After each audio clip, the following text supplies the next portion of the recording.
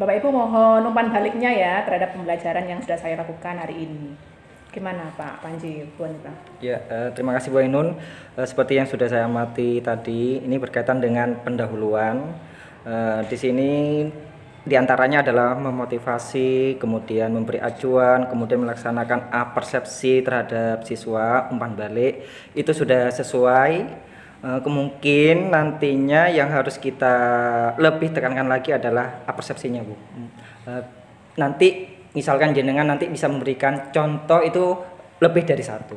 Nah, jadi biar pemahaman anak tentang materi sebelumnya dan materi yang akan kita pelajari itu lebih mengena kepada anak dan bisa diingat seperti itu. Ya, misalkan kan tadi saya cuman istilahnya mengingatkan anak-anak ke materi sebelumnya. Mungkin contoh-contoh yang lain seperti apa Pak? Mungkin. Seperti tadi kan tentang kegiatan pembelajarannya adalah energi ya, berkaitan dengan energi. Mungkin jenengan itu memberikan contoh ini loh di kehidupan nyatanya, terutama di kelas seperti ini contohnya. Contohnya misalkan sekarang yang ada di kelas apabila kita ingin memanfaatkan energi listrik, seperti contoh adalah lampu. Lampu itu termasuk di energi perubahan energi listrik menjadi energi cahaya. Berarti membawa pengalaman anak-anak dari luar kelas ke dalam kelas. Secara nyata, iya betul. Kemudian mungkin di kegiatan intinya gimana Pak Panji? Bu Anita mungkin ya? Oke. Ya, terima kasih Bu Ainun ya. Dari apa yang sudah jenengan lakukan tadi pada saat pembelajaran berlangsung, saya di sini menekankan untuk kegiatan inti. Dari kegiatan inti ini ada beberapa komponen atau poin yang saya amati. Yang pertama tentang penjelasan konsep, kedua pemberian penguatan, ketiga penggunaan media, dan empat pemberian tugas, dan terakhir adalah umpan balik. Di sini saya mengamati bahwasannya pada saat jenengan memberikan pembelajaran atau materi kepada siswa, yang saya amati di komponen umpan baliknya ini kurang. Maksudnya tidak semua anak terlibat dalam kegiatan terutama praktek pada saat anak-anak praktek itu transformasi energi ya tadi materinya tentang transformasi energi. Jadi hanya beberapa anak aja yang praktek, tidak semua anak terlibat. Jadi di sini saya minta semua anak mencoba. Tadi saya lihat itu tadi adalah transformasi energi, yaitu perubahan energi dari energi panas menjadi energi gerak, yaitu menggunakan lilin ya, lilin itu. Mungkin hanya itu. Kemudian yang ketiga penutup. Ya, di sini ada 3 komponen, menyimpulkan, evaluasi, dan pemberian tugas. Mohon nanti pada saat kegiatan penutup jenengan juga menambahkan penguatan materi. Ya, jadi bukan hanya disimpulkan saja, tetapi juga diberikan penguatan materi dan diberitahukan kepada siswa materi selanjutnya yang harus dipelajari siswa untuk pertemuan berikutnya.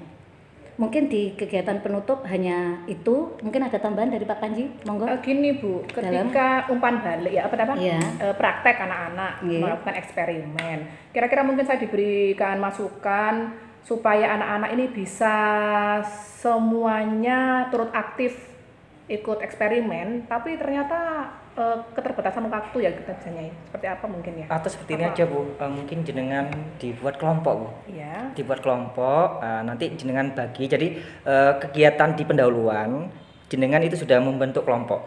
Atau di hari sebelumnya itu jenengan sudah membuat kelompok untuk kegiatan besok adalah seperti ini. Ketika kelompok itu sudah siap, kemudian jenengan langsung memulai pendahuluan dengan kelompok yang sudah siap tadi tertata. Jenengan nanti tinggal mengarahkan langkah-langkahnya dari kegiatan pembelajaran itu seperti apa. Mungkin salah satunya seperti itu, bisa dibuat acuan.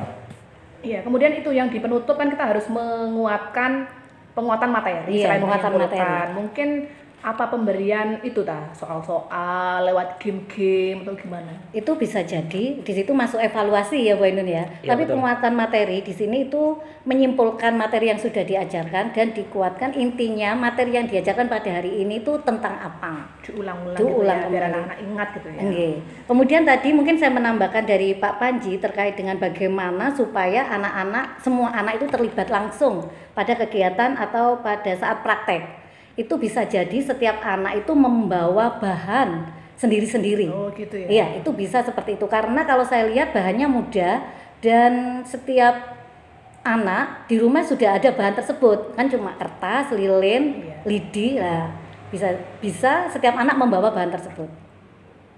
mungkin itu. Pak Panji mungkin ada Kemudian tambahan kalau untuk evaluasinya ini penting juga Bu. Kenapa? Karena kita ingin tahu seberapa jauh sih anak itu menyimak ketika kita mengajar. Nah, jadi kita tahu, oh ternyata tadi ketika pembelajaran ini anak-anak ternyata sudah paham betul dengan materi yang kita ajarkan.